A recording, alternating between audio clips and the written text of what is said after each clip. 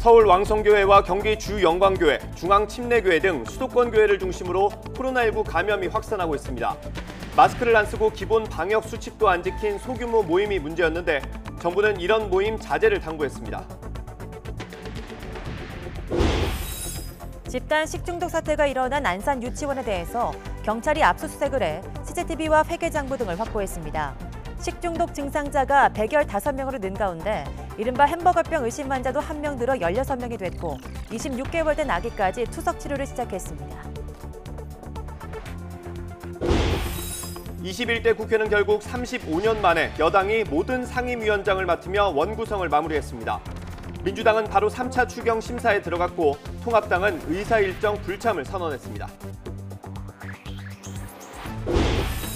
추미애 법무부 장관이 검찰의 지휘 무력화 시도에 때로는 좌절감도 들지만 꺾이지 않겠다며 검찰개혁 의지를 거듭 밝혔습니다. 조국 전 법무부 장관 일가에 대해 검찰의 과잉 수사와 무리한 수사가 있었다는 점을 부인할 수 없다고도 했습니다. 검찰이 수사하는 한 사건에 대해 외부기구 2개가 동시에 판단을 내리는 초유의 사태가 일어나게 됐습니다. 이른바 검언유착 의혹 사건과 관련해 수사심의위원회 소집이 결정됐는데 이와 별도로 윤석열 총장이 전문 수사 자문단을 소집하기로 했기 때문입니다. 장마 전선이 북상하면서 밤사이 전국에 강한 바람을 동반한 많은 비가 내려 피해가 잇따랐습니다. 비바람에 건물 외장재가 뜯겨나갔고 전신주와 가로수가 뽑혔으며 병원 건물 지하실이 침수도 했습니다.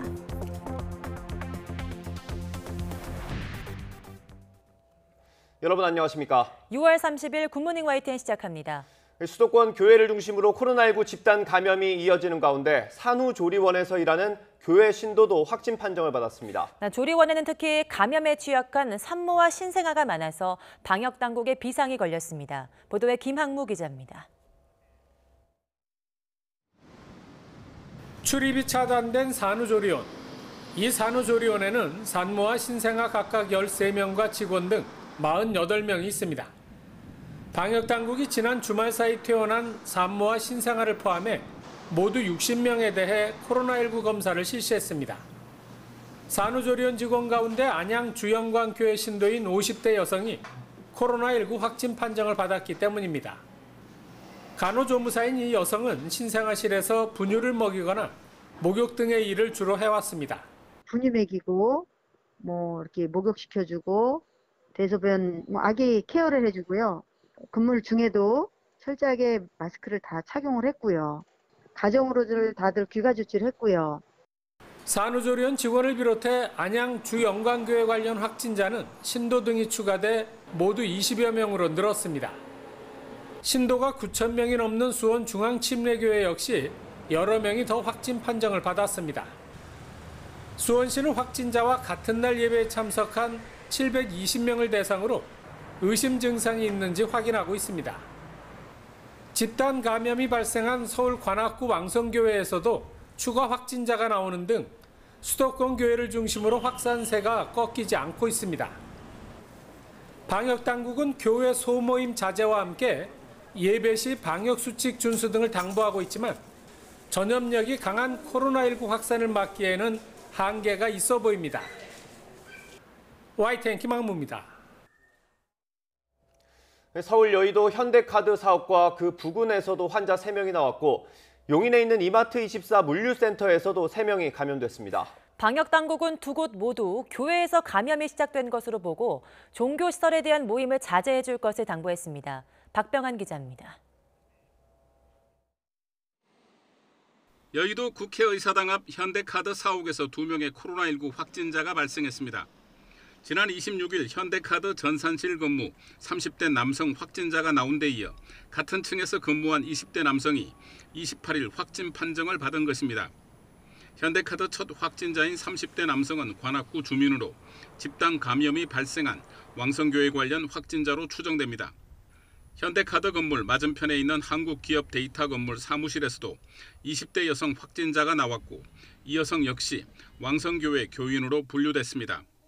현대카드는 사옥 5층을 방역 조치하고 해당 층 근무자 190여 명은 다음 달 10일까지 자가 격리 조치하고 나머지 층 직원도 절반씩 재택근무를 하도록 했습니다. 경기 용인시에 있는 이마트 24 양지 위탁 물류센터에서는 모두 3명의 확진자가 나왔습니다. 26일 첫 확진 판정을 받은 안양시 61번 환자는 안양 주영광교회에서 확진된 신도와 접촉에 감염된 것으로 조사됐고 이후 이 물류센터에서 2명의 확진자가 추가 발생했습니다. 이에 따라 물류센터는 당초 28일 오후 6시 업무를 재개할 예정이었으나 확진자가 추가로 나와 다시 폐쇄됐습니다. 종교시설발 감염이 잇따라 발생하자 방역당국도 종교시설에 대한 모임 자제를 권고했습니다. 종교시설의 경우는 밀집하여 대화하거나 찬송, 식사 등을 함께하는 등 침방울로 인한 전파의 우려가 높은 상황입니다. 침방울로 인한 전파가 우려되는 종교활동, 소모임, 수련회 등은 취소하거나 되도록 비대면으로 전환해 주시기를 바랍니다. 국민 모두의 건강이 최우선시되는 요즘 종교활동에서도 더 적극적인 거리 두기와 배려가 필요한 시점입니다. YTN 박병환입니다. 광주에 있는 절에서 시작된 감염이 전북과 경기도까지 확산하는 양상입니다. 이 절과 연관된 확진 환자만 10명을 넘어섰는데요. 최초 감염이 어디서 어떻게 이루어졌는지는 아직도 오리무중입니다. 나연호 기자입니다. 광주 무등산 인근에 자리 잡은 사찰 광륵사에서 방역 작업이 이루어집니다. 사찰 주지 스님을 비롯해 다녀간 신도들을 중심으로 코로나19 확진 환자가 늘고 있기 때문입니다. 그러니까 자가격리 하시는 분만 있고 그 인원은 없는 상황이라 다른 분들도 이제 막 들어가시거나 그러면 안 되는 상황입니다. 앞서 지난 27일 광주와 전남에 사는 60대 자매가 확진 판정을 받았습니다. 그런데 동선을 추적하다 보니 광륵사에 다녀간 것으로 확인됐습니다. 밀접 접촉자로 분류된 승려가 확진 판정을 받았고 사찰 방문객들도 연달아 확진되자 시설은 폐쇄됐습니다. 7월 13일까지 2주간 감염예방법 제47조에 의거해서 시설 폐쇄와 집합금지 행정조치를 시행합니다. 이뿐 아니라 전북 전주와 경기 파주에서 광륵사를 찾았던 사람들까지 감염됐습니다. 심지어 확진 판정을 받은 사찰 승려는 종교의식과 신도 면담에 강의까지 다니며 많은 사람과 접촉한 것으로 조사됐습니다. 광륵사에 대한 역학조사 과정 중 총 76명의 접촉자가 확인되어 현재 추가 조사와 검사가 진행 중에 있습니다. 광주시는 해당 사찰과 감염원이 연관됐을 가능성을 두고 사찰 스님과 방문 신도에 대한 역학조사에 집중하고 있습니다. YTN 나연호입니다. 대전에서 코로나19 확진 판정을 받은 어린이집 원장의 자녀 2명도 감염이 확인됐습니다. 대전시는 앞서 확진된 동구에 사는 40대 여성의 자녀 3명 가운데 중학교 3학년 아들과 초등학교 5학년 아들 2명이 양성 판정을 받았다고 밝혔습니다. 해당 학교 2곳은 원격 수업으로 전환됐고 환자들이 다니던 학원 5곳은 2주 동안 운영이 중단됐습니다. 대전시는 해당 어린이집을 폐쇄하고 종사자와 원생 등 26명에 대한 전수검사를 진행하고 있고 지역 내 어린이집 1,200여 곳에 대해 다음 달 4일까지 휴원하기로 했습니다. 우리 국민 수백 명이 파견된 이라크 건설 현장에서 우리 노동자 1명이 코로나19 의심 증세로 숨졌습니다. 이라크에는 코로나19 치료시설은 고사하고 병상 확보도 어려워서 추가 감염 사례가 나올 경우 대처가 쉽지 않은 상황입니다. 조승희 기자입니다. 이라크 건설 현장에서 일하던 한국인 노동자 1명이 코로나19 의심 증세로 숨졌습니다. 이라크 주재 한국 대사관 측은 홈페이지 공지로 이 같은 내용을 밝혔습니다.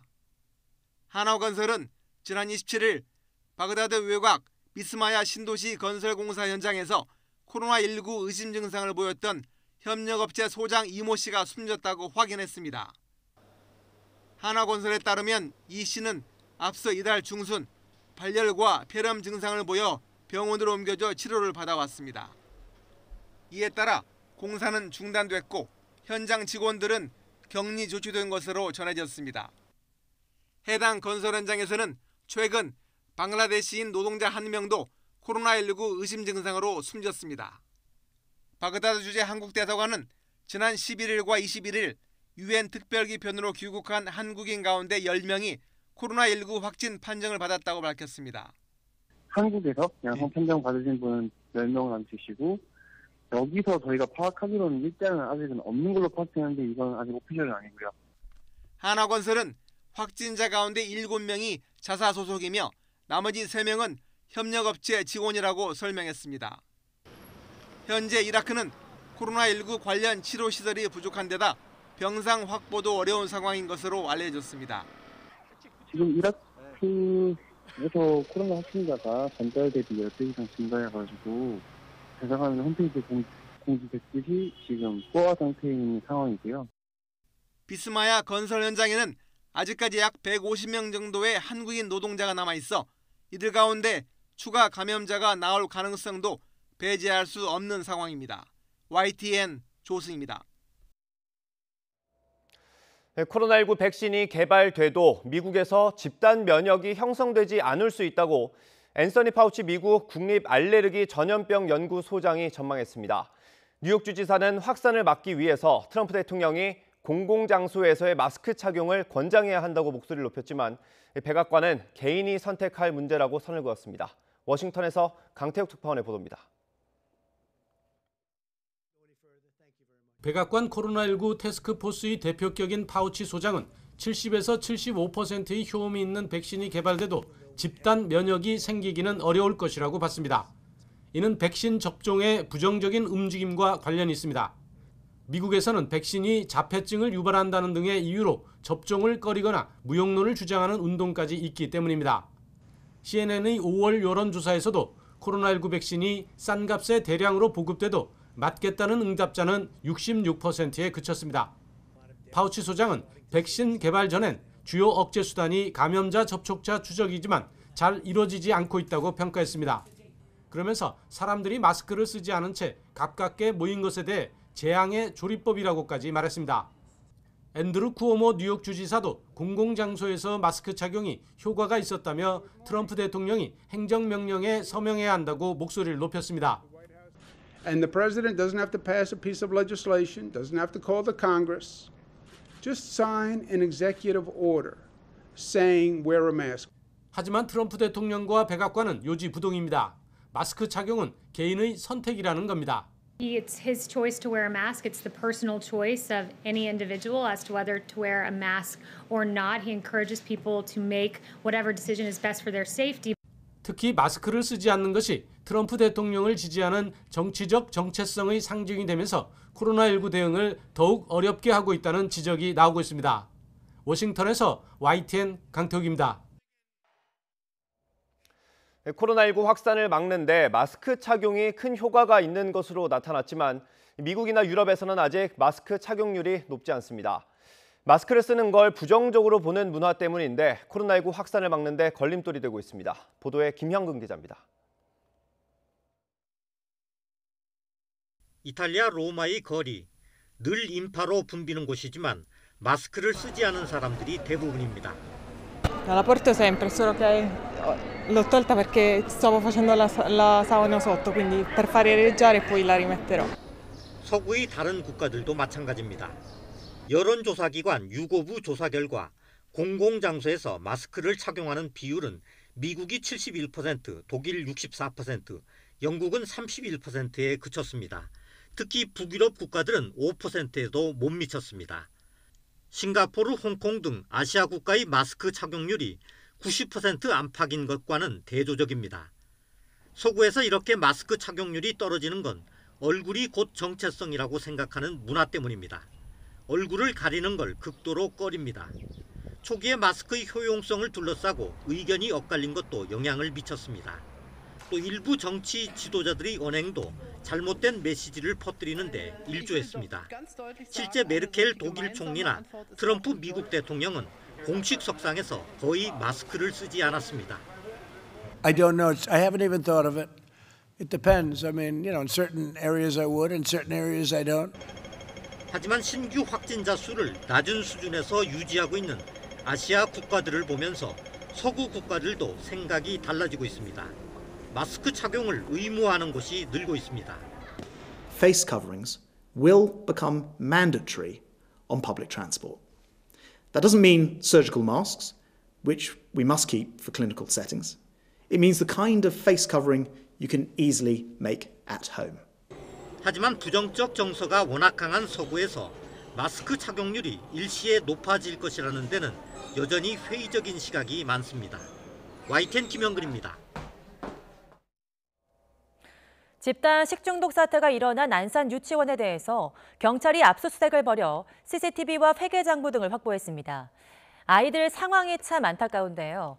26개월 아기가 새로 투석 치료를 시작했고 용혈성 요독 증후군, 이른바 햄버거병 의심 환자는 16명으로 늘었습니다. 박희재 기자입니다.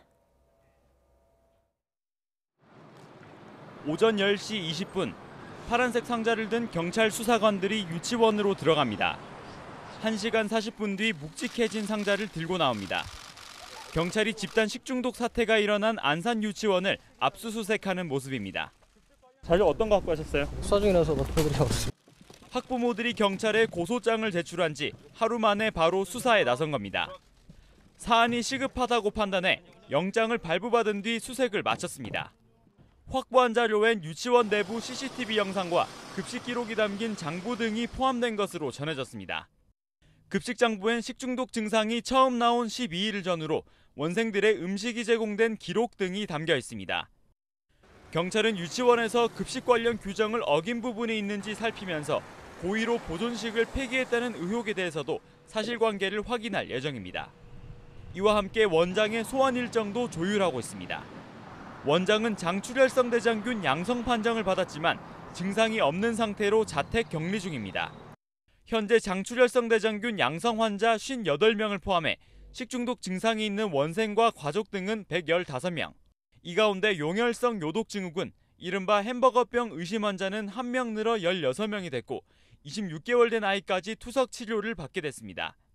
식중독을 앓던 원생과 함께 있다 감염된 것으로 추정됩니다.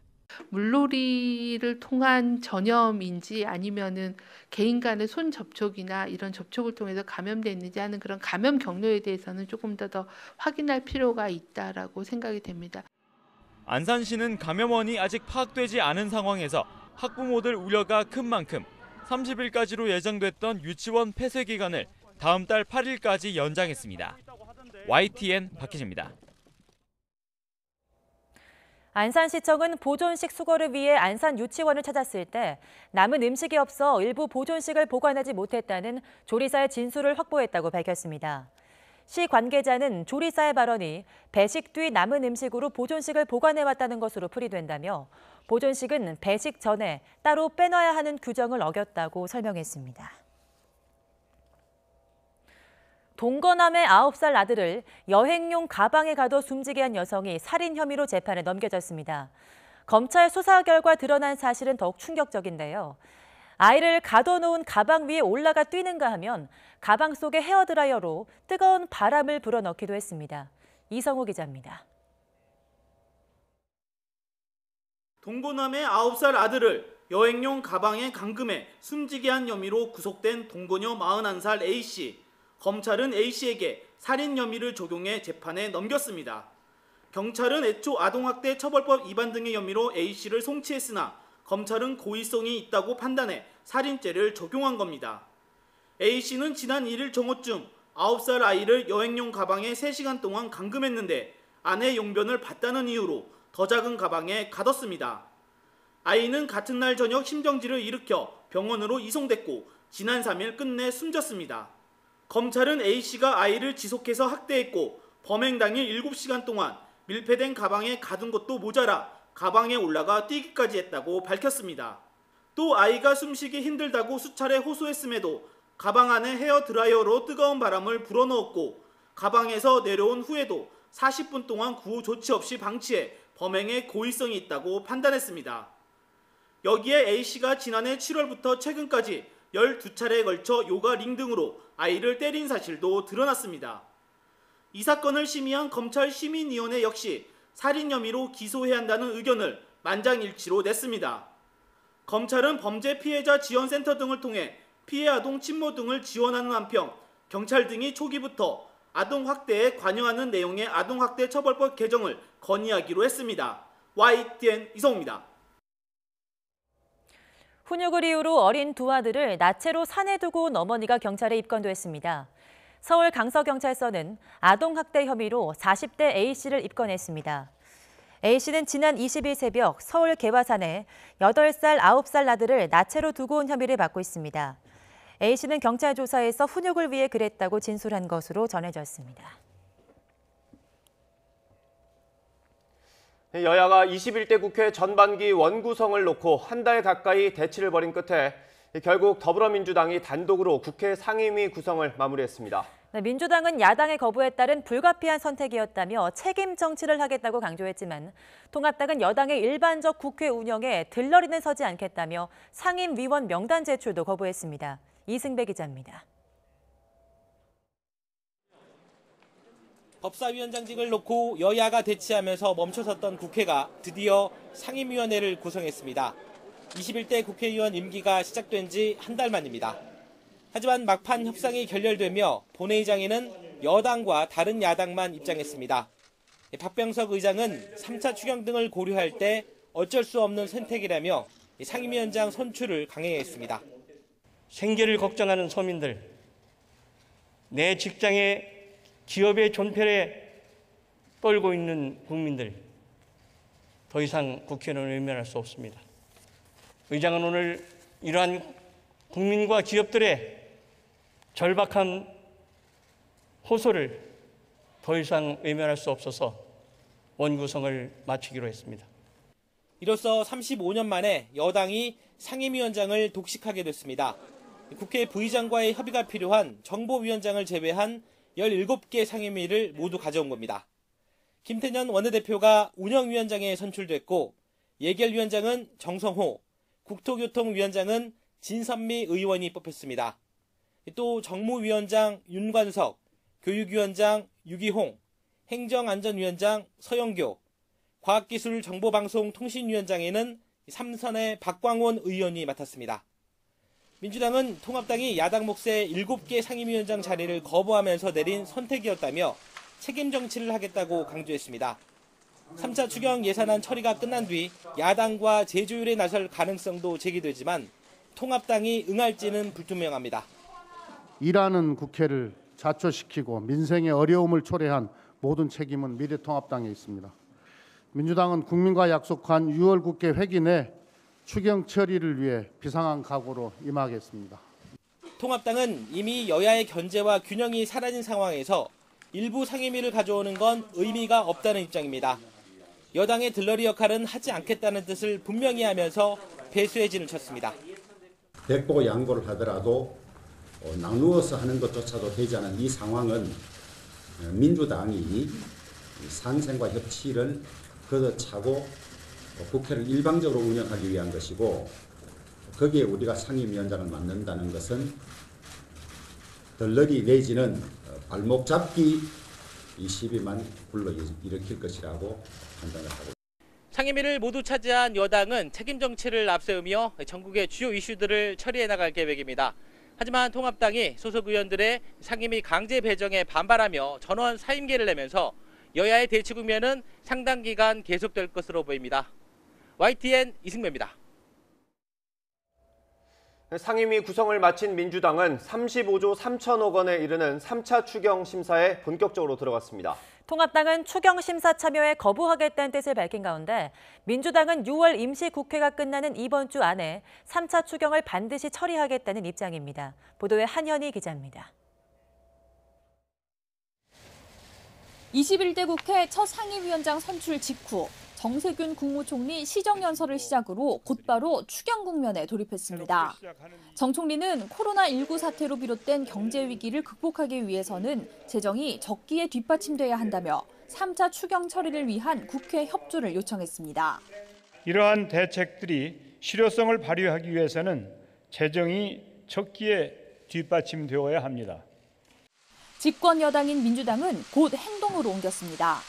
각 상임위별로 과반 이상을 차지한 민주당은 쉴 틈도 없이 3차 추경안에 대한 심사에 착수한 겁니다.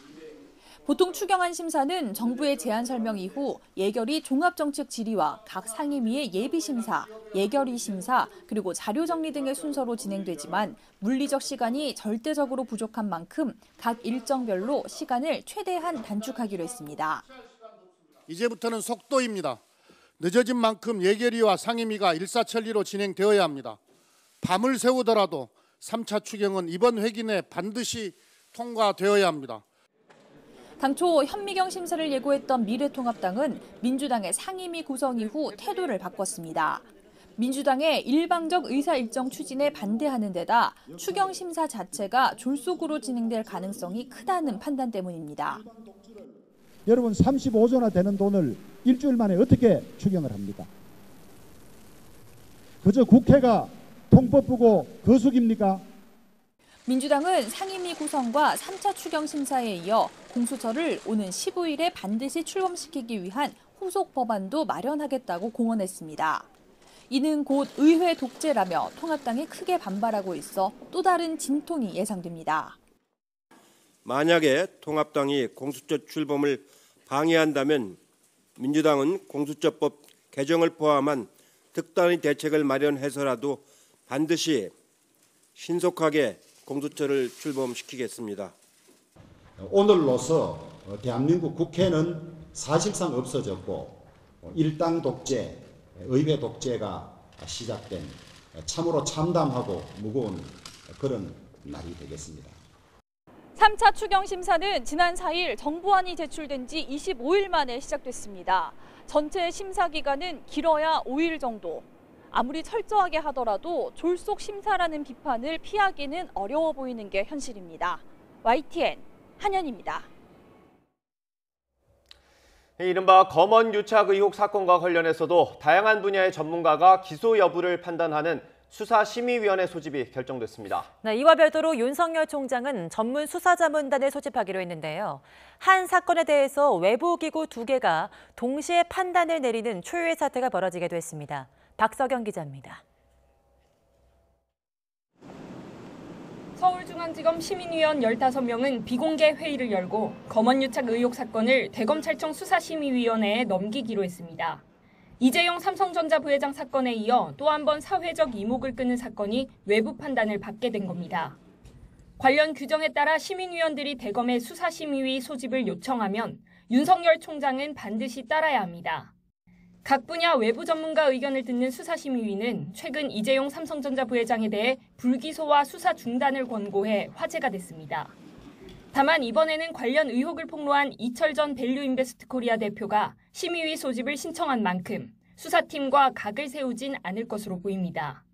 대신 유착 당사자로 지목된 채널A 이모 전 기자와 한동훈 검사장이 수사팀 이철 전 대표 측의 대척점에서 공방을 벌일 전망입니다. 문제는 앞서 채널A 이 전 기자가 요청하고 윤석열 총장이 소집을 결정한 전문 수사자문단도 열릴 예정이라는 점입니다. 검언유착 의혹이라는 같은 사건을 놓고 수사자문단과 수사심의위가 동시에 판단을 내놓게 되는 전례 없는 일이 벌어지게 된 겁니다. 앞서 이 전 대표는 수사자문단 절차에 윤 총장의 입김이 크게 작용할 수 있다고 보고 맞대응 취지로 수사심의위를 신청했습니다. 두 기구의 결정은 권고적 효력을 갖는데 어느 쪽의 결정이 우선된다거나 동시에 진행이 불가하다는 명확한 규정은 없습니다. 수사자문단과 수사심의위 모두 언제 열릴지는 물론 어느 쪽이 먼저 개최될지 등도 아직 정해지지 않았습니다. 만약 사건 당사자의 기소 여부 등을 놓고 두 기구의 판단이 엇갈릴 경우 수사 결과에 상관없이 검언유착 의혹 사건을 둘러싼 검찰 안팎의 혼란은 더욱 거세질 것으로 보입니다. YTN 박서경입니다. 추미애 법무부 장관은 윤석열 검찰총장이 검언유착 의혹과 관련한 전문 수사 자문단 구성을 지시한 데 대해 아주 나쁜 선례를 남긴다는 우려가 있다고 밝혔습니다. 추 장관은 국회 법제사법위원회 전체회의에 출석해 윤 총장의 지시는 공정성에 심각한 문제가 있다는 지적을 받거나 수사를 좌초시킨다는 지탄을 받을 수도 있다면서 이같이 말했습니다. 추미애 법무부 장관은 조국 전 장관 일가에 대해선 검찰의 과잉 수사와 무리한 수사가 있었다는 점을 부인할 수 없다고 밝혔습니다. 추미애 장관은 검찰 수사를 개혁 대상으로 삼아 인권수사 TF를 가동하고 있다고 강조했습니다. 추미애 법무부 장관의 윤석열 검찰총장에 대한 발언을 두고 민주당 내에서 공개 비판이 나온 데 대해 경찰 출신인 민주당 황운하 의원이 본질이 희석되지 않아야 한다며 맞받았습니다. 황 의원은 자신의 SNS에서 달을 가리키면 달을 봐야 하는 것처럼 장관의 표현을 문제 삼고 싶으면 검찰총장의 일탈을 먼저 지적해야 한다고 말했습니다. 추미애 법무부 장관이 검찰의 지휘 무력화 시도에 당황스러울 때가 있고 때로는 좌절감이 들지만 꺾이지 않겠다며 검찰개혁 의지를 거듭 밝혔습니다.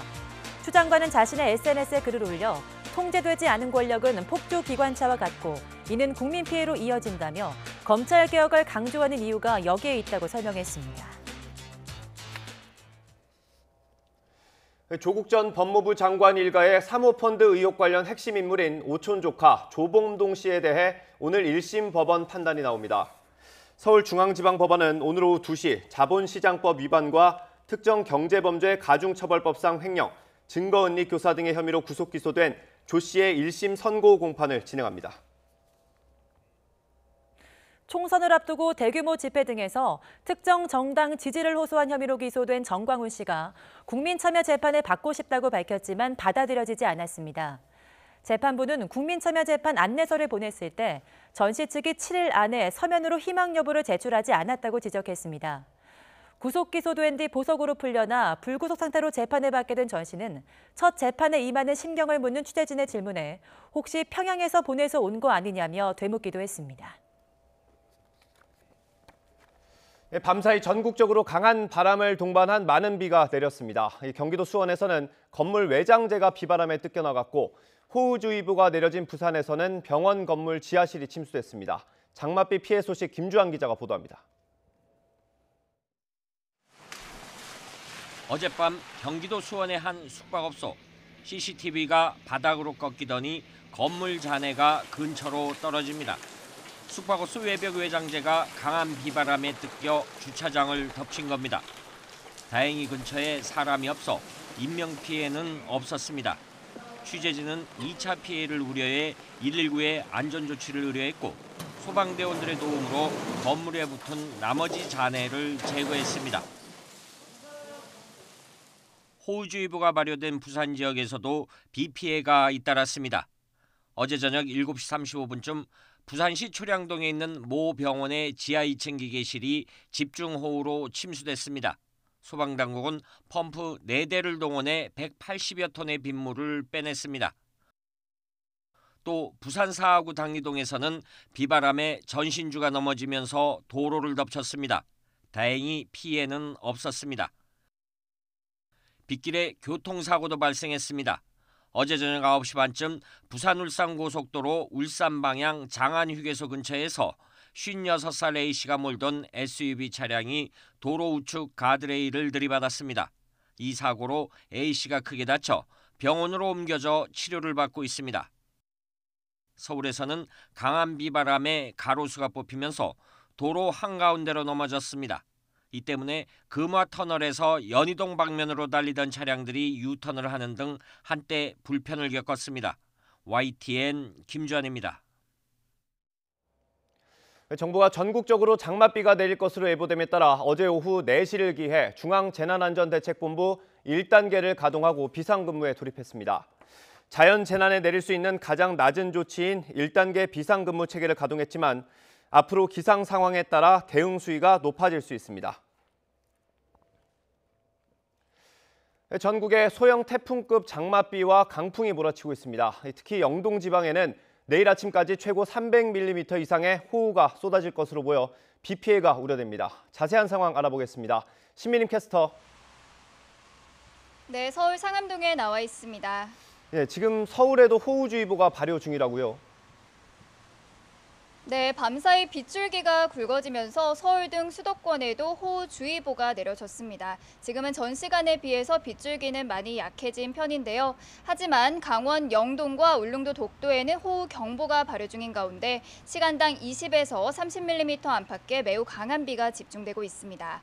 출근길 교통안전에 각별히 유의하시고요. 조금 여유를 두고 나오시는 게 좋겠습니다.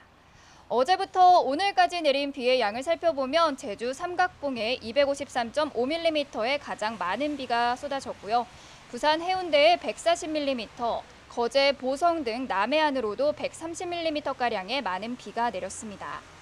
바람도 무척 강했는데요. 전남 신안 홍도에는 최대 순간 풍속이 초속 25.8m에 달하는 강풍이 몰아쳤고요. 제주와 남해안, 강원 산간 등 곳곳으로 초속 20m의 강한 바람이 기록이 됐습니다. 네, 그럼 이번 비는 언제 그칩니까? 네, 이번 장맛비는 오후에는 서서히 그치기 시작하겠는데요. 서울 등 수도권은 퇴근길 무렵이면 대부분 그치겠고요. 강원 영동 지방은 내일 아침까지 길게 이어지겠습니다. 현재 레이더 화면을 살펴보면 비구름은 주로 중부지방에 영향을 주고 있습니다. 내일 아침까지 강원 영동 많은 곳에 300mm가 넘는 비가 더 내리겠고요. 시간당 80mm 이상의 물폭탄이 쏟아지겠습니다. 서울 등 중부지방은 저녁까지 최고 60mm, 남부지방은 낮까지 5에서 20mm의 약한 비가 이어지겠습니다. 오늘 낮 기온은 서울과 광주가 23도, 부산 26도 등으로 비가 내리며 더위는 잠시 쉬어가겠습니다. 현재 해안가를 따라 강풍주의보가 발효 중이고 너울성 파도까지 높게 일고 있습니다. 해안가 안전사고에 각별히 유의하시는 게 좋겠습니다. 지금까지 서울 상암동에서 YTN 신미림입니다. 중국 남부 일대에는 무려 28일째, 그러니까 한 달 가까이 폭우 경보가 이어졌습니다. 계속되는 비에 1,200만 명 넘는 이재민이 발생했는데 남부에 집중됐던 폭우가 중부와 서부, 동부로 퍼지면서 1998년 대홍수의 악몽이 재현될 수 있다는 우려도 나옵니다. 김태현 기자의 보도입니다. 중국 중부 후베이성 징먼의 중샹시입니다. 주말에 쏟아진 폭우로 2km에 이르는 중심 도로가 1m 넘게 물에 잠겼습니다. 구조대원들은 밤새 물길을 헤치며 긴급 대피를 도왔습니다. 대피하지 못한 주민들에게는 라면과 식품, 생수를 전달해 줍니다. 转移和疏散吧，有200人左右，然后现在还正在救援中，送物资。现在主要的目的是把那个不愿出来的，在那个高处的，把物资送到他们家里面，保证他们。 지난달부터 구이州, 장시, 광시 등 중국 남부를 휩쓴 홍수는 주말에는 중부와 동부, 서부로까지 본격 확대됐습니다. 기상당국은 지난 2일부터 내내 남부 지역에 폭우 경보를 발령 중입니다. 특히 양쯔강 이남의 피해가 심각한 가운데 서쪽 스촨성에서 동쪽 저장성까지 경보가 내려졌습니다. 폭우가 휩쓸고 간 스촨성의 마을은 집들이 모두 무너지고 진흙으로 뒤덮였습니다. 老的和小的都放在安置点，那个年轻的就回来，该清理的还是要清理一下嘛。这个你不能光靠政府来解决，要自救嘛，自己该怎么救还是。 한 달 가까이 내린 비로 최소 1,200만 명의 이재민이 나오고 인명 피해도 급증했습니다. 집과 건물 8천여 채가 무너지는 등 공식 집계된 피해액은 4조 3천억 원에 이릅니다. 시진핑 주석은 중요 지시를 발표해 인민의 생명과 안전을 최우선시하라고 강조했습니다. 일각에서는 1998년 대홍수의 악몽을 떠올립니다. 당시 양쯔강 일대가 범람하면서 4,150명이 숨지고 2억 명이 넘는 이재민이 발생했습니다. YTN 김태현입니다. 대북 전단을 날려온 자유북한운동연합과 쌀 보내기를 해온 큰셈에 대해 정부가 법인 허가 취소에 앞서 청문 절차를 진행했습니다. 탈북단체는 법인 허가 취소가 위헌이라고 강하게 반발하면서 행정소송으로 맞서겠다는 의지를 밝혔습니다. 황혜경 기자의 보도입니다. 대북 전단을 날려온 자유북한운동연합과 대북 쌀 보내기를 해온 큰셈에 대한 청문이 비공개로 열렸습니다. 정부가 법인 허가 취소에 앞서 이들 탈북 단체 측의 소명을 듣기 위해 마련한 자리입니다.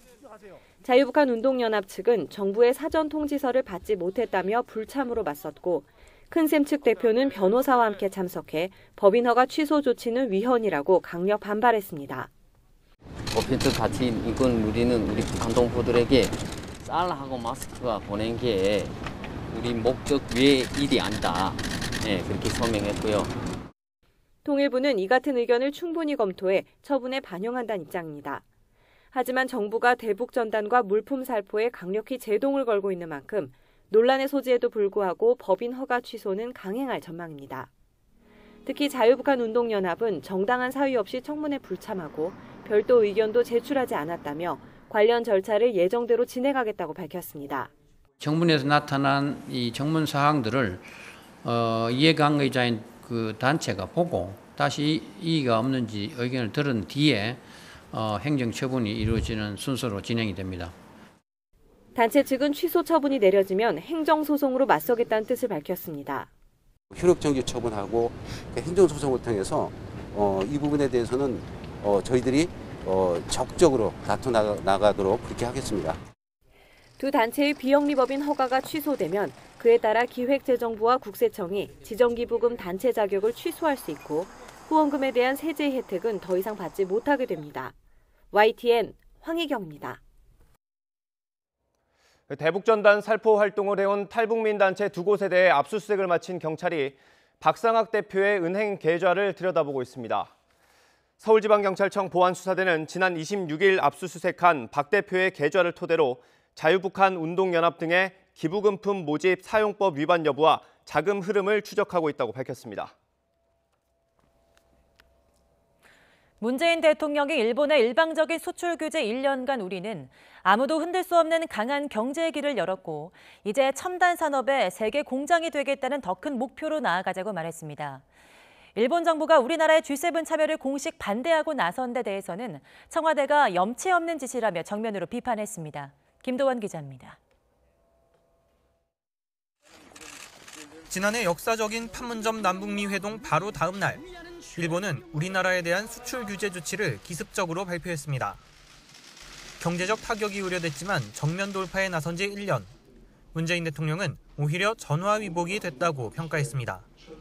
소재 부품 국산화에 성공해 지금까지 단 한 건의 생산 차질도 없었다는 겁니다. 핵심 품목의 안정적 공급 체계를 구축하는 성과를 만들어냈습니다. 아무도 흔들 수 없는 강한 경제로 가는 길을 열었습니다. 문 대통령은 코로나19로 강화되고 있는 보호무역, 글로벌 공급망 재편은 수출 규제보다 훨씬 심각한 위협이라고 지적했습니다. 이런 위기를 기회로 만들어 첨단 산업의 세계 공장이 된다는 목표로 범국가적 역량을 총동원하겠다고 강조했습니다. 다음 달 4일이면 수출 규제 강행 1년을 맞지만 일본 정부는 한일 갈등을 해소하려는 자세를 보이지 않고 있습니다. 주요 7개국 G7 정상회의를 확대해 우리나라를 참여시키겠다는 트럼프 미국 대통령의 구상에도 현재 G7의 틀을 그대로 유지하는 게 중요하다며 공식적인 반대 입장을 밝혔습니다. 청와대 고위 관계자는 이에 대해 일본 정부가 사사건건 우리와 관련된 일에 회방을 놓는 건 이웃 국가에 대한 예의가 아니고 염치 없는 짓이라고 정면 비판했습니다. 청와대의 강한 유감 표명은 G7 확대에 대한 반대뿐만 아니라 유명희 통상교섭본부장의 WTO 사무총장 후보 출마에도 일본이 견제 움직임을 보이는 데 대한 경고로도 볼 수 있습니다. 여기에 아베 일본 총리가 종전선언에도 반대했다는 볼턴 전 보좌관의 최근 주장까지 겹치면서 일본 수출 규제 1년을 맞는 한일 관계는 후퇴만 거듭하고 있습니다. YTN 김도원입니다. 서울과 경기, 인천 등 수도권 인구가 올해 사상 처음으로 비수도권 인구를 넘어설 것으로 전망됩니다. 10대와 20대 등 젊은 층은 일자리와 교육 때문에 대거 서울로 이동한 것으로 나타났습니다. 보도에 오인석 기자입니다. 노무현 정부의 국가균형 발전 정책에 따라 지난 2005년부터 2019년까지 한전과 LH 등 공공기관 153곳이 수도권에서 지방으로 이전했습니다. 이 영향으로 수도권 유입 인구는 2011년 처음으로 줄었고 2016년까지 감소 추세가 이어졌습니다. 하지만 2017년부터 수도권 유입 인구는 다시 늘어 올해는 사상 처음으로 수도권 인구가 비수도권 인구를 넘어설 것으로 추산됩니다. 공공기관 지방 이전이 일단락되면서 수도권 인구가 다시 순유입으로 전환된 겁니다. 통계청은 수도권 인구는 2032년 최고조에 달한 뒤 줄고 비수도권은 이미 2018년 정점을 찍고 감소 추세가 이어질 것으로 전망했습니다. 이 수도권에서 수도권으로의 인구 유입 현상이 앞으로 지속될 가능성이 있기 때문에 수도권 인구 집중화 현상이 향후 50년간 지속될 것으로 예측되었습니다. 10대와 20대 등 젊은 층의 수도권 순유입이 최근 20년간 계속됐습니다. 수도권 유입 이후로는 일자리와 교육이 1, 2위로 꼽혔습니다. 반면 40대 이상은 수도권 순유출이 2008년 이후 지속됐습니다. 지역별로는 영남권과 호남권에서 수도권으로 이동하는 사례가 많았습니다. 종합해보면 영남과 호남에 살던 10대와 20대가 직업이나 학교를 찾아 서울로 많이 이동했다는 분석입니다. 수도권 내에서는 서울 인구가 지속적으로 경기도로 빠져나갔습니다. 비싼 집값 때문이라는 것이 대체적인 분석인데 지난해에만 서울에서 9만 6천 명이 경기도로 이동했습니다. YTN 오인성입니다. 이스타항공의 모회사죠. 이스타홀딩스 설립 과정에서 자금 출처와 편법 지분 승계 의혹에 휩싸인 이상직 더불어민주당 의원이 자신과 가족이 소유한 이스타항공의 지분을 모두 회사에 헌납하겠다고 밝혔습니다. 이제 공은 인수 주체인 제주항공으로 넘어갔는데요. 이스타항공의 부채가 눈덩이처럼 불어난 상황이라서 최종 인수 여부는 여전히 안개 속입니다. 보도에 김현우 기자입니다. 지난 4월이면 매각이 종료될 예정이던 이스타항공. 하지만 코로나19로 운항이 멈춰 셧다운에 들어갔고 급기야 체불임금까지 쌓여갔습니다. 체불임금 해소를 누가 하느냐를 놓고 매각 주체인 제주항공과 이스타항공이 공방을 벌이면서 인수 협상은 사실상 멈췄습니다. 자본 잠식에다 체불임금만 250억 원. 이스타항공 조합원들은 거리로 나왔고 창업주인 이상직 더불어민주당 의원과 자녀들의 이스타홀딩스 주식 매입 자금 출처 의혹까지 불거졌습니다. 이런 가운데 이 의원이 자신과 가족이 소유한 이스타항공의 지분을 모두 회사 측에 헌납하기로 했습니다. 이 의원의 두 자녀가 보유한 이스타항공 지분은 39% 정도로 410억 원 수준입니다. 저는 이스타항공의 창업자로서 가족회의를 열어 제 가족들이 이스타홀딩스를 통하여 소유하고 있는 이스타항공의 지분 모두를 회사 측에 헌납하기로 결정하였습니다. 이스타항공 측은 대주주가 헌납한 지분을 토대로 체불임금 해소에 나설 것으로 전해졌습니다. 이에 따라 이스타항공 인수에 대한 공은 이제 제주항공으로 넘어왔습니다. 공은 제주항공으로 다 넘어온 셈인데 현재 이스타항공이 안고 있는 부채가 5월 말로 1,600억 가량 됩니다. 체불임금을 포함해서요. 이럴 경우에 제주항공으로서는 당장 이걸 안고 가겠는가? 제주항공은 일단 베트남 등 해외 기업 결합 심사를 포함해 선행 조건이 충족돼야 인수 협상을 진행한다는 당초 입장만을 재확인하면서 새로운 입장 표명에 신중한 모습을 보였습니다. YTN 김현우입니다. 우리나라 제조기업의 체감 경기가 이달에는 넉 달 연속 하락을 멈추고 다소 나아진 것으로 나타났습니다. 한국은행 자료를 보면 이달 제조업 업황 기업 경기 실사지수 BSI는 지난달보다 2포인트 상승한 51을 기록했습니다. 한은 관계자는 긴급재난지원금 등 정부의 정책 효과와 주요국 경제활동 재개로 인한 수출 부진 완화 등에 힘입어 모든 산업 업황 BSI가 상승세를 기록한 것으로 분석했습니다. 서울 왕성교회와 경기 주영광교회, 중앙침례교회 등 수도권 교회를 중심으로 코로나19 감염이 확산하고 있습니다. 마스크를 안 쓰고 기본 방역수칙을 안 지킨 소규모 모임이 문제였는데 정부는 이런 모임 자제를 당부했습니다. 집단 식중독 사태가 일어난 안산 유치원에 대해서 경찰이 압수수색을 해 CCTV와 회계장부 등을 확보했습니다. 식중독 증상자가 115명으로 는 가운데 이른바 햄버거병 의심 환자도 1명 늘어 16명이 됐고 26개월 된 아기까지 투석 치료를 시작했습니다. 21대 국회는 결국 35년 만에 여당이 모든 상임위원장을 맡으며 원구성을 마무리했습니다.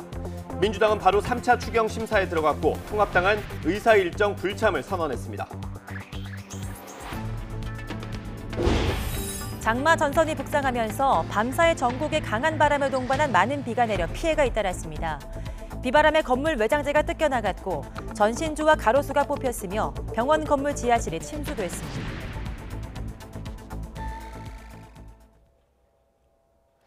네, 대전 지역에서 코로나19 새 환자가 잇따라 나오고 있습니다. 네, 어린이집 원장까지 감염되자 대전시는 모든 어린이집을 당분간 휴원하기로 했는데요. 초등학교와 중학교에 다니는 원장의 자녀들까지 확진 판정을 받았습니다. 이상곤 기자입니다. 대전에서 추가로 코로나19 확진 판정을 받은 40대 여성은 대전 동구에 있는 어린이집 원장입니다. 이 여성은 지난 21일 대전 판안동 교회에서 진행된 오전 예배에 참석했는데 앞서 확진 판정을 받은 30대 남성이 같은 장소에 있었던 것으로 조사됐습니다. 대전시는 해당 어린이집을 폐쇄하고 종사자와 원생 등 26명에 대한 전수검사에 들어갔습니다. 또 지역 내 모든 어린이집 1,200여 곳에 대해 다음 달 4일까지 휴원하기로 했습니다.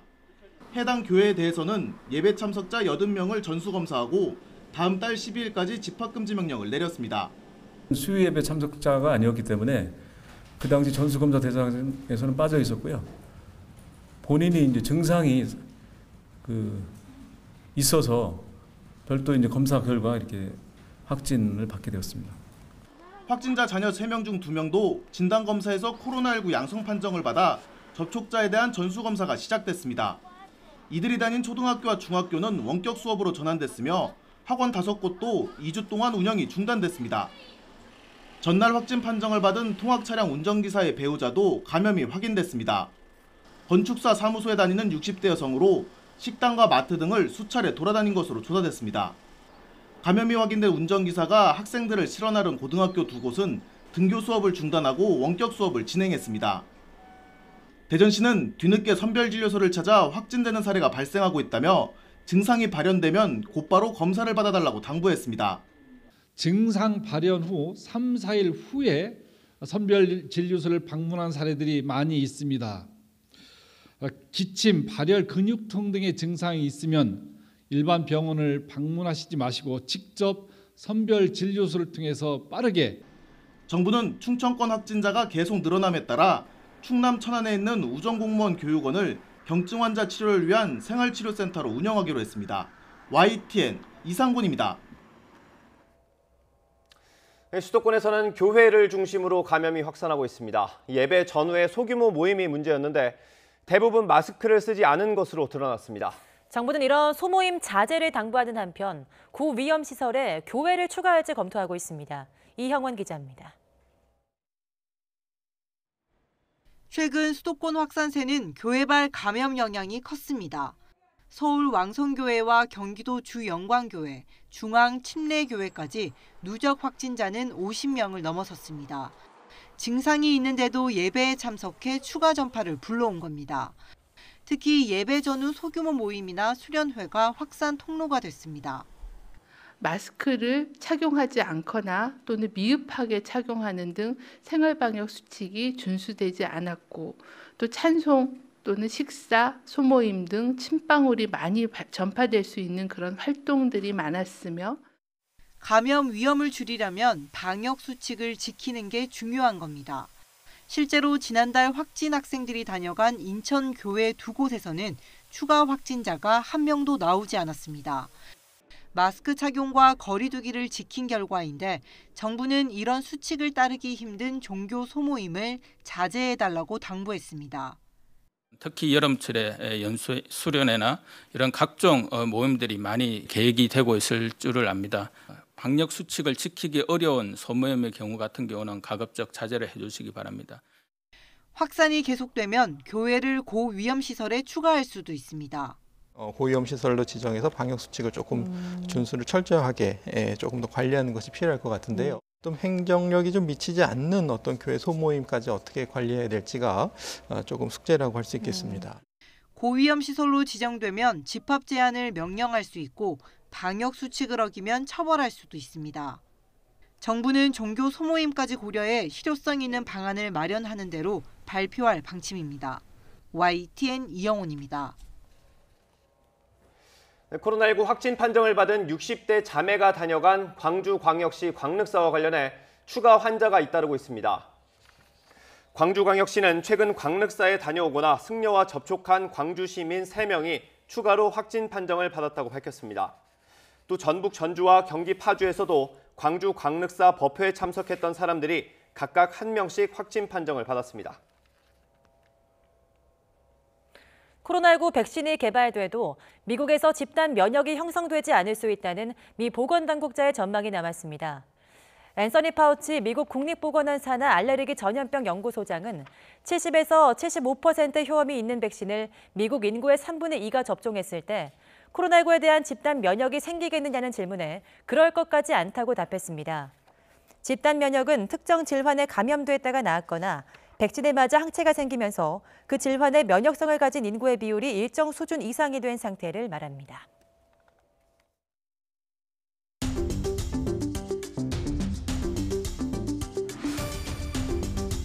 용혈성 요독 증후군, 이른바 햄버거병 증상을 보이는 아이 일부는 여전히 투석 치료를 받고 있습니다. 설사와 복통 같은 간단한 증상으로 이어지다가 한 일주일 정도면 그냥 단순히 나을 줄 알았거든요. 거의 하루에 구토를 50-60번 이상, 그리고 오줌은 거의 까만 피가 나온다고 생각하시면 되고요. 그리고 아이들이 굉장히 고통스러워해서 거의 말이 없어지고 누워 있을 수밖에 없고 멍하니 딴 곳만 바라보고 있는. 또 투석 받는 도중에 혈압이 많이 오르거나 아니면 고통을 호소해서 중간에 중단하는 경우도 생깁니다. 아이가 치료받는 도중에 너무 힘들었을 때는 혹시 이게 큰일 나는 게 아닌가 싶기도 했었고요.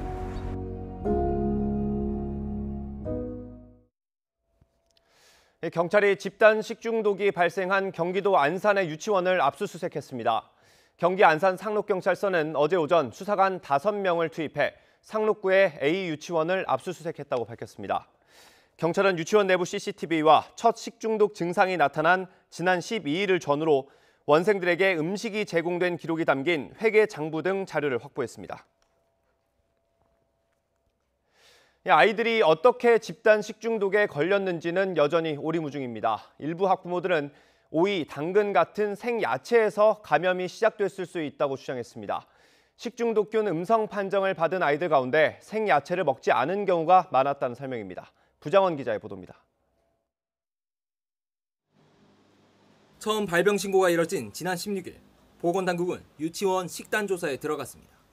조사 대상은 지난 10일 메뉴부터였는데 남아있던 보존식에선 식중독균이 나오지 않았고 이 가운데 궁중떡볶이와 수박 등 6개 메뉴는 이미 폐기된 뒤라 조사조차 하지 못했습니다.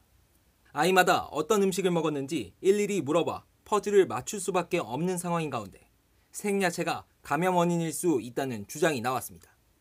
일부 학부모들이 자체 조사해본 결과 평소 유치원에서 급식 때 파프리카나 당근, 오이 같은 익히지 않은 야채를 자주 주곤 했는데 장출혈성 대장균 음성 판정을 받은 아이들은 이 생야채를 먹지 않은 경우가 적지 않았다는 겁니다. 실제 유치원 식단표를 보면 매주 사흘 이상 생야채가 들어있는데 첫 증상이 나온 지난 12일 전으로 거슬러 가면 8일과 9일에 각각 당근과 오이가 있습니다. 평균 사나흘에 이르는 식중독균 잠복기를 고려할 때 이 메뉴가 원인이었을 가능성도 있는 겁니다. 평균이 3, 4일이고 최장 잠복기는 2에서 10일이니까. 근데 좀 늦게 나타나는 경우도 아예 배제는 못하긴 하죠. 의학 전문가들 역시 흔히 알려진 쇠고기나 우유 말고도 오염된 퇴비로 기른 야채 역시 식중독을 일으킬 수 있는 원인이 된다고 말합니다. 2011년도 독일에서 발생한 대규모 장출혈성 대장균 감염증이 바로 그런 야채 섭취로 인해서 발생된 사례고요. 또 일본에서도 이제 그런 사례가 보고가 된 바 있기 때문에 다만 이때는 이미 보존식이 전혀 남아있지 않아 섭취물에 대한 직접 조사가 불가능합니다. 이 때문에 보건당국은 유치원생과 교직원 전원이 먹은 음식물이 뭔지 일일이 따져 비교하는 방안도 검토하고 있습니다. 이와 더불어 전문가들은 재료를 공급한 납품업체뿐 아니라 같은 재료를 쓴 다른 시설까지 조사 대상을 확대해 비교 분석해야 한다고 지적했습니다. YTN 부정원입니다. 네, 9살짜리 동거남의 아이를 여행용 가방에 가둬 숨지게 한 40대 여성에게 검찰이 살인 혐의를 적용했습니다. 대전지검 천안지청은 지난 1일 41살 A씨가 여행용 가방에 아이를 가두고 피해 아동이 호흡 곤란을 호소함에도 가방 위에 올라가 수차례 뛰었고 40분 동안 구호 조치 없이 내버려둬서 살인의 고의가 인정된다고 밝혔습니다. 훈육을 이유로 어린 두 아들을 나체로 산에 두고 온 어머니가 경찰에 입건됐습니다.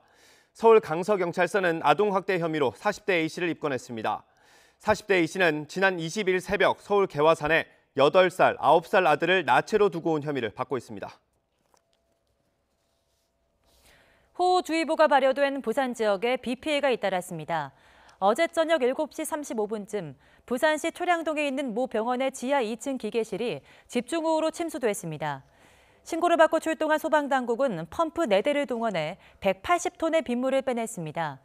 또 어젯밤 10시 반쯤 부산 사하구 당리동에서는 전신주가 넘어지면서 도로를 덮쳤습니다.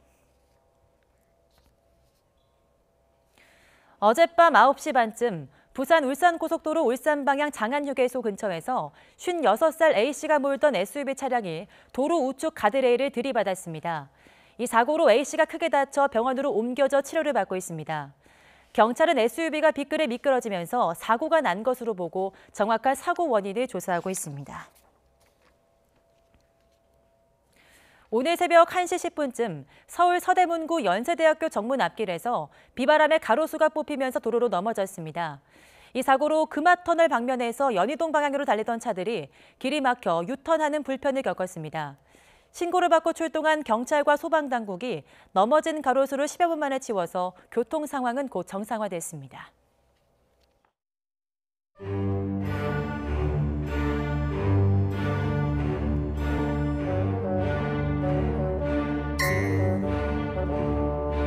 세 시간 반 넘도록 마라톤 협상을 이어갔는데 결론은 나지 않았습니다. 합의문에 초안까지 만들었으나 오늘 최종 합의에는 이르지 못했다. 이로써 35년 만에 여당이 상임위원장을 독식하게 됐습니다. 국회 부의장과의 협의가 필요한 정보위원장을 제외한 17개 상임위를 모두 가져온 겁니다.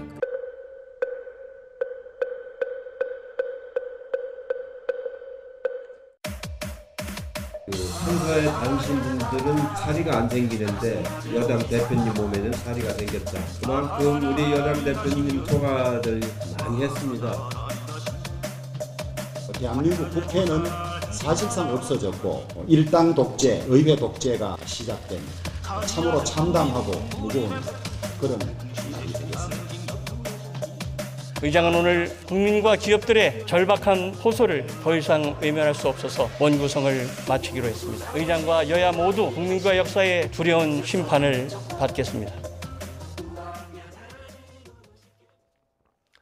상임위원장을 모두 차지한 더불어민주당이 이번 주 안에 3차 추경 심사를 마무리한다는 계획에 따라 상임위원장 선출이 끝나자마자 상임위를 가동하고 추경안 예비 심사에 들어갔습니다.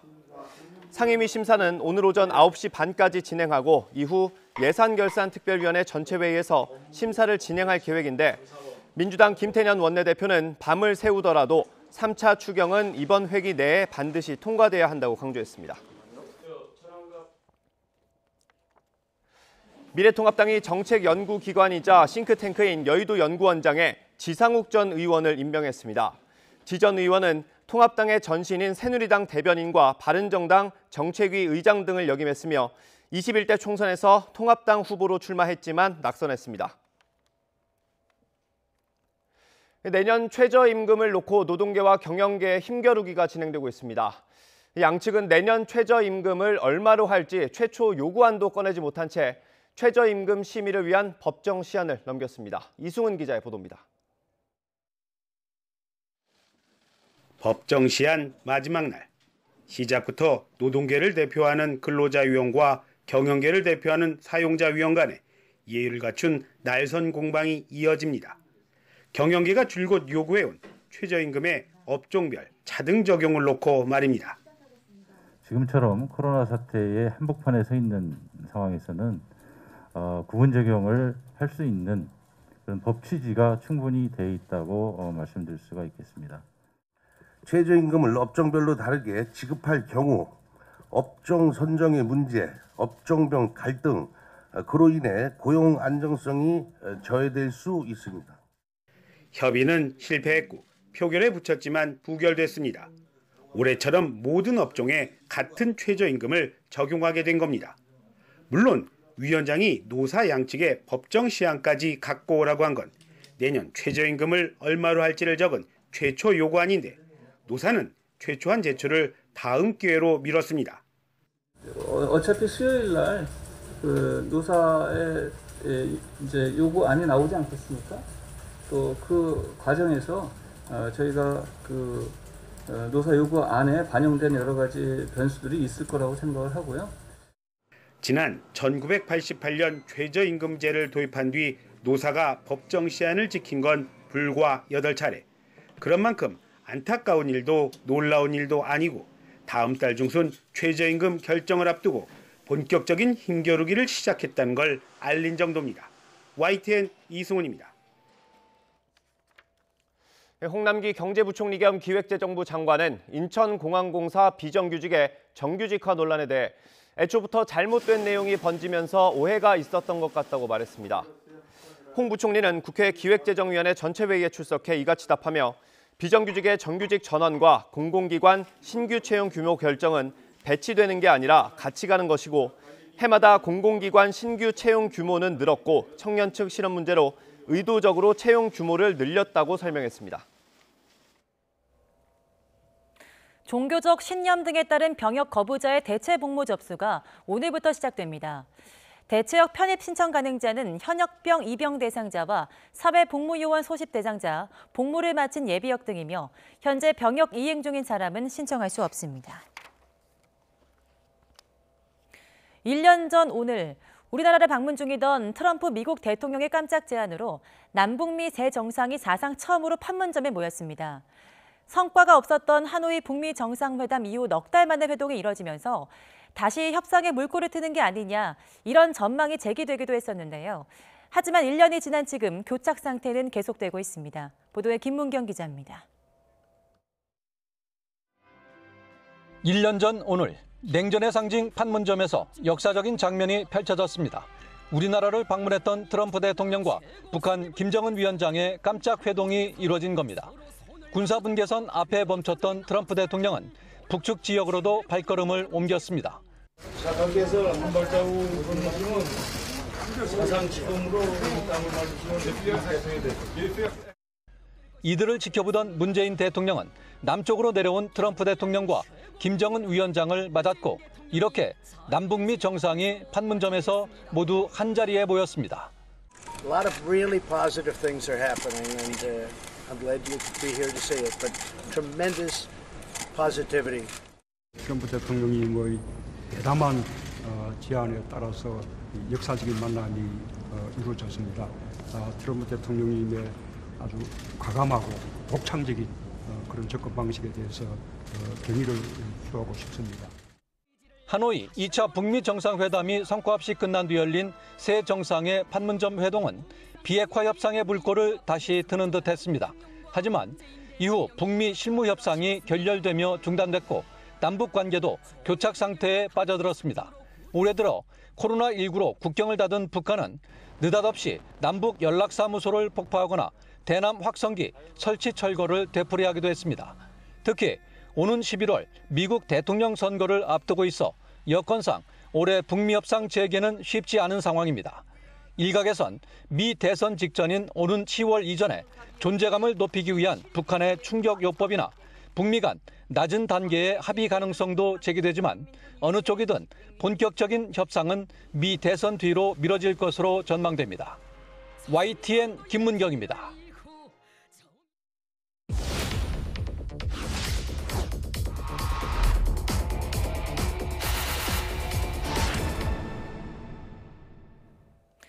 (6.25) 70주년 행사에서 북한 국가가 연주됐다. 어제 보도된 한 일간지 기사를 바탕으로 일부 보수 성향 유튜버들이 퍼뜨리고 있는 주장입니다. 어디까지 사실로 봐야 할지 팩트체크해봤습니다. 고한석 기자입니다. 6.25 70주년 행사에서 KBS 교향악단이 연주한 애국가의 도입부가 북한 것과 비슷해 논란이라는 동아일보 보도. 이른바 보수 유튜버를 중심으로 관련 내용은 자극적으로 포장돼 빠르게 퍼지고 있습니다. 북한의 애국가 앞 소절을 그대로 따가지고 대한민국 애국가를 부르는데 그 앞 소절을 그대로 연주를 했습니다. 이거는 간단한 문제가 아닙니다. 같은지 비교해봤습니다.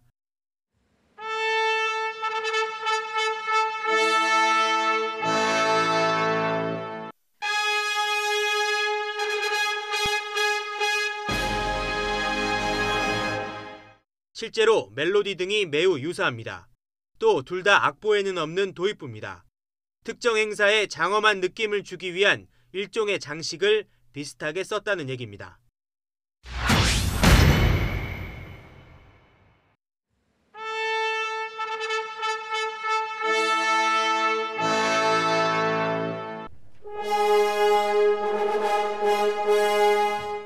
차이콥스키 교향곡 4번 1악장과 크게 다르지 않습니다. 또 있습니다. 장엄한 느낌을 주는 영국 국가 도입부와도 유사합니다.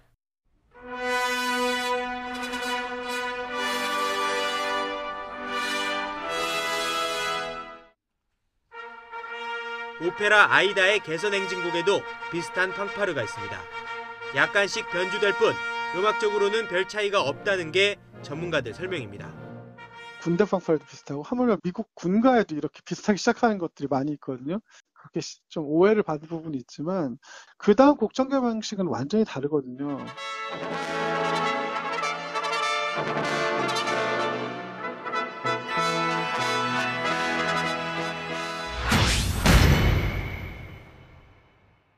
국가보훈처는 예년보다 특별한 6.25 기념행사를 위해 KBS 교향악단에 애국가 편곡을 요청했습니다. 국군 유해 송환을 기리며 웅장하고 숭고한 분위기를 낼 수 있도록 대표적인 예로 영국 국가의 도입부를 제시했습니다. 샘플로 보내주셨던 영상이 있었는데 그게 영국 국가를 연주하는 그런 동영상이었어요. 북한의 국가가 이렇게 됐다라는 거를. 그러니까 만약에 오히려 제가 그걸 알았으면 오히려 피했을 수도 있죠. 괜히 오해를 살 수가 있으니까. 도입부 전체 길이는 30초에 이르기 때문에 앞부분 단 2마디를 차용한 것으로는 음악적으로도 문제 삼을 수 없습니다. 그러나 그 2마디가 공교롭게도 북한 애국가 팡파르와 겹치면서 해묵은 색깔론이 다시 등장했습니다. YTN 관석입니다. 이재용 삼성전자 부회장 사건에 이어 이른바 검언 유착 의혹 사건도 검찰 수사심의위원회가 기소 여부 등을 판단하게 됐습니다. 서울중앙지검 시민위원들로 구성된 부의심의위원회는 비공개 회의를 연 뒤 검언 유착 의혹 사건을 검찰 수사심의위원회에 부의하기로 결정했다고 밝혔습니다.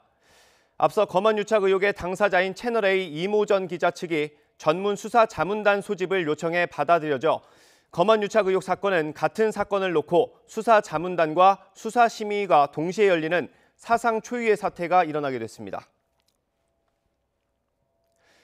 이재용 삼성전자 부회장을 기소하지 말고 수사도 중단하라는 내용의 검찰 수사심의위원회 권고안이 정식 공문을 통해 수사팀에 전달됐습니다. 다만 권고 결과만 적시했을 뿐 어떤 이유로 불기소 결론을 내렸는지는 통보되지 않은 것으로 알려졌습니다. 검찰로서는 몇 줄짜리 결과 통지만을 참고해서 기소와 수사 종결 여부를 결론내야 하는 상황인데 고심이 깊어지고 있습니다. 이종원 기자의 보도입니다. 지난 26일 9시간 마라톤 논의 끝에 검찰 수사심의위원회가 표결에 상정한 안건은 모두 4건이었습니다. 이재용 부회장 등을 기소할지 관련 수사를 계속 이어갈지 등에 대한 가부만을 물었는데 13명 가운데 10명이 불기소와 수사 중단을 선택했습니다. 당시 위원회는 국민의 알 권리 보장과 사안의 중대성 등을 고려했다며 짤막한 결과를 담아 이례적으로 보도자료까지 배포했습니다. 이 같은 내용이 담긴 위원회 권고안은 공문을 통해 서울중앙지검 수사팀에도 공식 전달됐습니다. 하지만 해당 공문엔 결론만 기재됐을 뿐 혐의 성립 여부 등을 포함해 불기소로 결론 내린 근거와 이유 등은 적시되지 않은 것으로 알려졌습니다. 법리적인 판단만을 근거로 내린 권고안인지 우리 경제에 미치는 영향까지 고려한 건지 등이 명확하지 않은 겁니다. 앞서 검찰은 수사심의위에서 통합 삼선물산 출범이 오롯이 이 부회장의 경영권 승계를 위한 유일한 목적으로 진행되면서 시세 조종과 분식회계 등 온갖 불법이 동원됐다는 점을 강조한 것으로 전해졌습니다. 반면 이 부회장 측은 기소될 경우 사실상 지주회사격인 삼성물산에 대해 투기자본 공격 등이 우려되는 만큼 경제 상황을 고려해 좀 더 엄격한 증거와 법리로 따져봐야 한다고 맞선 것으로 알려졌습니다. 수사팀으로선 1년 7개월 동안 수사가 진행된 복잡하고 전문적인 사건에 대해 몇 줄짜리 결과 통지만을 참고로 지금 당장 수사를 끝낼지 주요 피의자 중 누구를 기소해야 할지 판단해야 합니다. 일단 구속영장까지 청구했던 피의자에 대해 불기소 결정을 내리긴 쉽지 않을 거란 전망이 좀 더 우세합니다. 수사심의 권고를 따르지 않는 첫 사례로 기록되는 것도 부담이긴 하지만 장기간 이어진 수사 과정을 스스로 부정하며 불기소 결정문을 작성할 가능성은 현실적으로 크지 않다고 보는 겁니다. 고발장을 냈던 참여연대뿐 아니라 경실련과 민변 등 시민사회 단체들이 수사심의 결론을 비판하며 강하게 기소를 촉구하는 점도 변수입니다. 수사팀은 조만간 이재용 부회장에 대한 기소 여부를 결론 내린 뒤 이성윤 서울중앙지검장을 통해 윤석열 총장에게 보고할 예정이어서 사실상 윤 총장의 결단이 남은 것으로 보입니다. YTN 이종원입니다. 허위 성분 파문으로 허가가 취소된 골관절염 유전자 치료제 인보사 의혹과 관련해 이웅열 전 코오롱그룹 회장이 오늘 구속갈림길에 섭니다. 서울중앙지방법원은 한 차례 연기된 이 전 회장의 구속영장 심사를 오늘 다시 진행할 것으로 보입니다. 조국 전 법무부 장관 일가의 사모펀드 의혹 관련 핵심 인물인 오촌 조카 조범동 씨에 대해 오늘 1심 법원 판단이 나옵니다. 서울중앙지방법원은 오늘 오후 2시 자본시장법 위반과 특정 경제범죄 가중처벌법상 횡령, 증거은닉 교사 등의 혐의로 구속 기소된 조 씨의 1심 선고 공판을 진행합니다.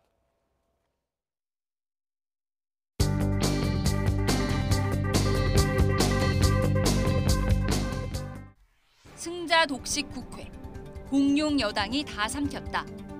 잘해도 못해도 이젠 모두 민주당 책임. 민주당의 상임위원장 독점 소식이 각 신문 일면에 배치됐습니다. 한겨레 신문은 1987년 민주화 뒤 초유의 사태라며 전부 아니면 전무의 책임을 지게 될 거라는 전문가의 의견을 전했습니다.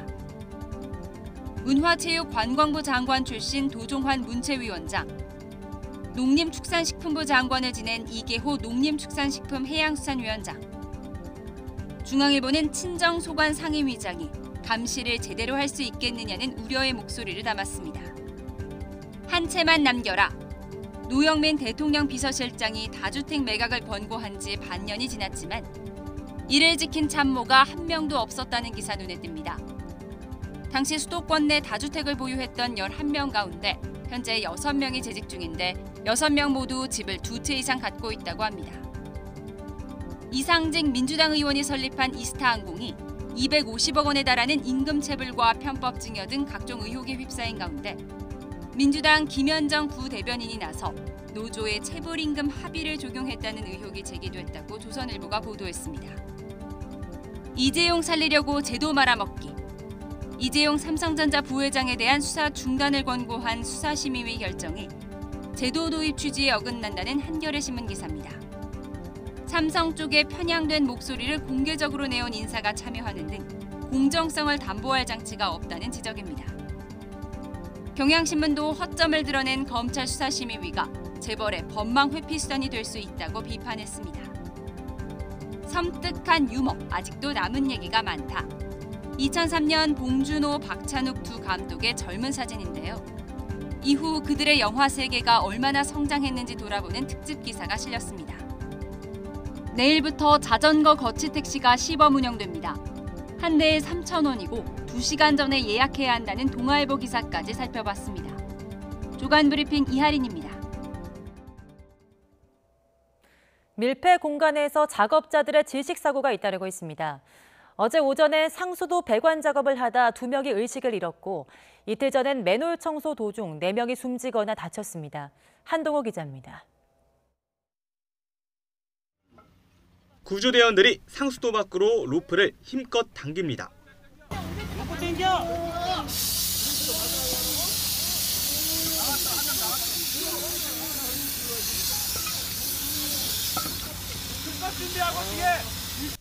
잠시 뒤 의식을 잃은 작업자가 구조대원의 품에서 힘겹게 구조됩니다. 상수도 사업소 공사 현장에서 배관을 색칠하던 작업자 2명이 의식을 잃은 사고입니다. 경찰은 밀폐된 곳에서 페인트 작업을 하다 신어 성분을 흡입한 것으로 보고 있습니다. 지난 27일엔 대구에서 맨홀 청소를 하다 2명이 숨지고 2명이 다쳤습니다. 가스 측정 결과 황화수소와 이산화질소 등이 허용 기준 농도를 크게 넘었습니다. 지난 4월엔 부산 하수도 공사장 맨홀에서 작업자 3명이 유독 가스에 질식해 숨졌습니다. 일산화탄소가 저희 측정 장비로 999 ppm까지 측정을 할 수 있습니다. 999가 계속 떴고 그 이상 추정될 것 같습니다. 지난 2018년까지 5년 동안 질식 재해를 당한 사람은 177명. 이 가운데 93명이 숨져 사망률은 52%가 넘습니다. 일반 사고성 재해 사망률 1.2%의 40배에 달할 정도로 치명적입니다. 사고 대부분은 산소 측정과 보호구 착용 등 안전수칙을 지키지 않아 발생한 것으로 조사됐습니다. 고용노동부는 밀폐공간 작업 전 반드시 유해가스 농도를 측정하고 작업 중 꼭 환기해야 한다고 조언합니다. 특히 긴급 상황이 발생하면 보호구 없이 동료를 구조하려 하지 말고 신속히 119에 신고하라고 당부했습니다. YTN 한동우입니다. 폐기물을 불법으로 버려 영업정지 처분을 받고도 계속 무단투기라는 업체 대표가 검찰에 넘겨졌습니다. 단속을 나온 공무원에게 뒷돈까지 줘가며 불법을 저질렀는데요. 산처럼 쌓인 쓰레기 때문에 부근 주민들은 1년 넘게 악취에 시달리고 있습니다. 보도에 엄윤주 기자입니다. 경기도 평택의 한 폐기물 처리 업체. 컨테이너 사무실 옆 공터에 쓰레기 더미가 산처럼 쌓여 있습니다. 이 업체는 지난 18년 6월 허가된 양의 10배 넘는 폐기물을 쌓아 영업정지 처분을 받았지만 아랑곳하지 않고 계속 영업을 이어갔습니다. 지난해 2월까지 쌓아둔 폐기물량만 무려 2만 3천 톤. 허가된 양이 560톤인 것을 고려하면 40배가 넘습니다. 단속을 피하고자 업체 대표 홍모 씨는 시청 공무원에게 뒷돈 수백만 원을 건넸습니다. 언론인이 이 폐기물 처리업체 대표에게 접근을 해서 해당 주무부서의 공무원을 알게 됐고 그 주무부서의 공무원에게 폐기물 처리업체 대표 갑이 접근을 해서 금품을 주고 문제는 홍 씨가 다른 사건으로 구속되면서 자신은 치울 능력이 없다며 나몰라라 한다는 점입니다. 쌓인 폐기물 처리 비용은 50억 원가량. 업체 대표 대신 치울 의무가 있는 땅 주인까지 손을 놓으면서 쓰레기는 1년 넘게 방치됐습니다. 부근 주민들은 엄청난 악취와 화재 불안감에 시달려왔다며 고통을 호소하고 있습니다. 비가 오고 좀 날이 꿀꿀할 때는 냄새도 나고 지금 코로나도 돌아다니는데 불쾌하죠, 많이. 불이 한번 나가지고 계속 그 소방차도 많이 왔고 잔불이 안 잡혀가지고 계속 연기가 났었어요. 업체 대표 홍 씨와 뇌물을 받고 단속을 제대로 하지 않은 공무원 등 20명을 검찰에 넘긴 경찰은 환경범죄에 대해 적극 수사하겠다는 방침입니다. 평택시는 이르면 8월쯤 폐기물 처리를 위해 업체 대표와 땅 주인을 상대로 행정대 집행을 진행할 계획입니다. YTN 엄윤주입니다. 고등학교에서 또다시 시험지 유출 사건이 발생했습니다. 이번엔 강원도에 있는 외국어 고등학교인데요. 지난해부터 시험지가 유출된 것으로 확인되면서 교육당국이 조사에 나섰습니다. 지환 기자입니다. 강원 지역에 있는 외국어 고등학교입니다. 1학기 중간고사를 사흘 앞둔 지난 19일 새벽 3학년 학생 A군이 교무실에 들어왔습니다. 당시 시험 문제가 교무실에 보관돼 있었습니다. 학교 측은 다른 학생과의 상담 과정에서 A군의 교무실 출입을 전해 듣고 CCTV로 확인했습니다. 그리고 부랴부랴 예정된 중간고사 문제를 모두 바꿔 시험을 치렀습니다. 어쨌든 간에 내가 들어가 있는 건 확실한 거니까 선생님들이 다 소집을 했어요. 그래가지고 시험 문제 다시 출제했어요. 시험이 끝난 직후 학교 자체 조사가 이루어졌습니다. 그 결과 A군의 시험지 유출은 2학년 때인 지난해에도 있었던 것으로 조사됐습니다. 교무실을 출입할 수 있는 열쇠가 기숙사에서 발견됐고 학생 몇 명이 시험 문제를 공유한 것으로 알려졌습니다. 나머지 학생들 입장에서는 너무 억울하죠. 이제 당장 9월 되면 이 내신을 바탕으로 대학 입시가 있는데 선도위원회를 소집한 학교 측은 조만간 관련 학생들에 대한 징계 수위를 정할 예정입니다. 또 시험지가 유출된 것으로 확인된 시험의 경우 관련 학생들을 0점 처리하기로 했습니다.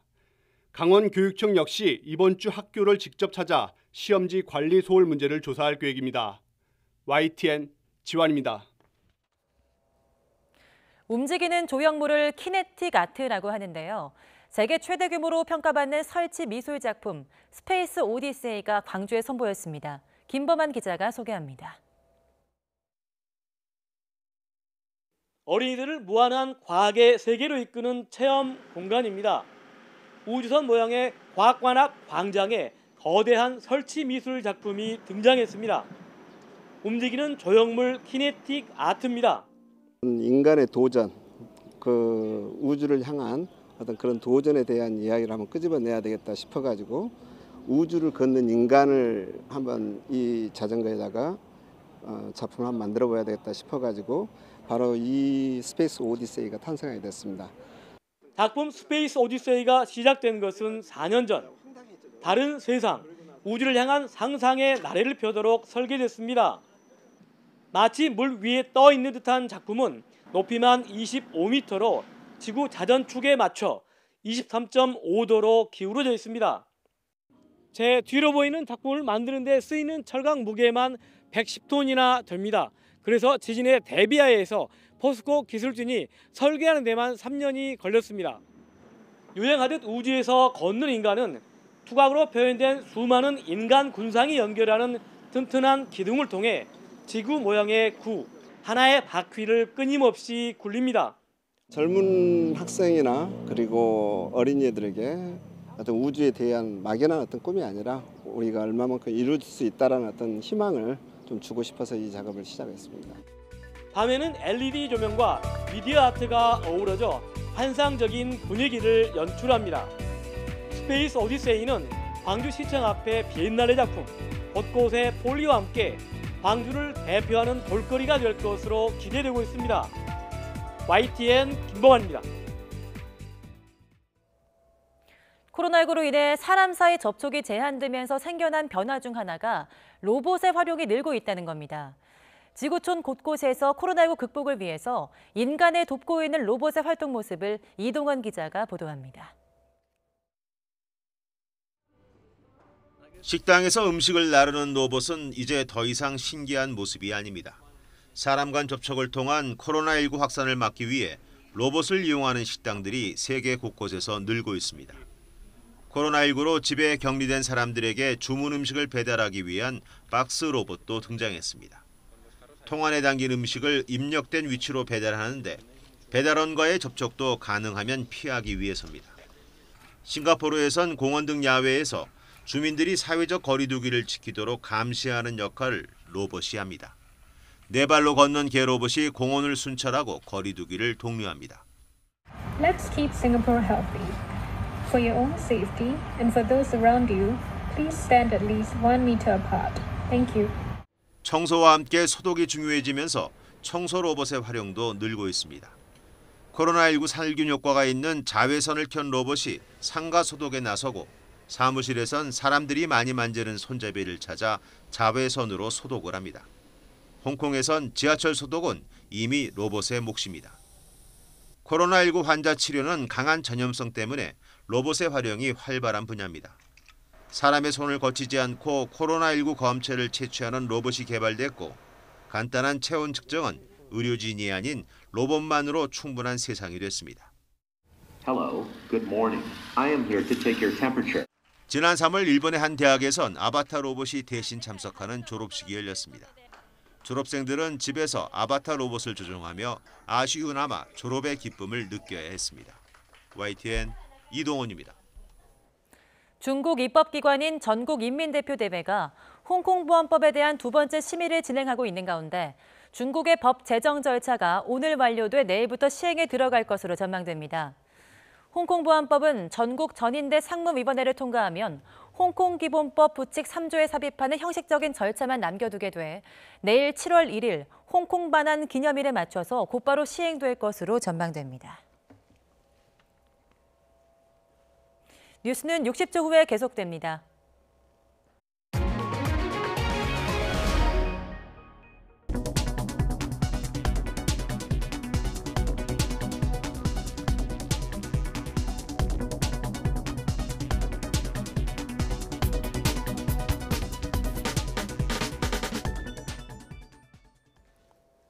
밤사이 소형 태풍급 비바람이 몰아치며 곳곳에서 피해가 잇따르고 있습니다. 강한 비바람은 오늘 오후까지 이어질 것으로 보이니까요. 시설물 관리와 교통안전에 각별히 주의하시고 출근길에는 대가 튼튼한 우산을 준비하시기 바랍니다. 어제부터 지금까지 제주 삼각봉에는 252.5mm의 가장 많은 양의 비가 내렸고요. 부산과 울산도 110mm가 넘는 누적 강우량을 기록하고 있습니다. 강풍도 만만치 않습니다. 해안과 제주 전역에는 강풍주의보가 내려졌고 신안 홍도에는 순간 최대 풍속 25.8m의 강풍이 기록되기도 했습니다. 비구름이 북쪽으로 올라오면서 남부지방의 비는 대부분 그쳤고요. 현재 강한 비구름은 주로 중북부 지방에 영향을 주고 있습니다. 내일까지 강원 영동에는 300mm 이상의 큰 비가 더 이어지겠고 그 밖의 지역에는 5에서 20mm의 비가 더 내린 뒤 오늘 오후에 대부분 그치겠습니다. 이후에는 장마 전선이 다시 남하하면서 주말까지 30도 안팎의 더위가 이어지겠습니다. 지금까지 날씨 정보였습니다. 네, 국회는 결국 원구성 협상 타결 없이 여당 독점 체제로 전반기를 시작했습니다. 민주당은 곧장 3차 추경안 심사를 시작했고 상임위 대부분 예비 심사를 마쳤습니다.